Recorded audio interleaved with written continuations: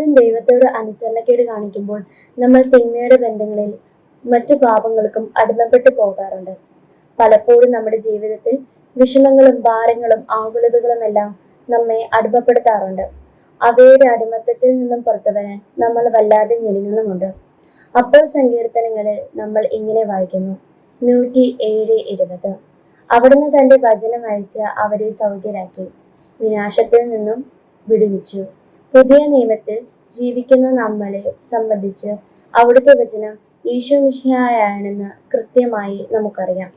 എങ്കിൽ പോലും സങ്കീർത്തനം പറയുകയാണ്, അവിടുന്ന് നമ്മെ മോചിപ്പിക്കുവാൻ വേണ്ടി തന്റെ വചനത്തെ തന്നെ അയച്ചിരിക്കുന്നു.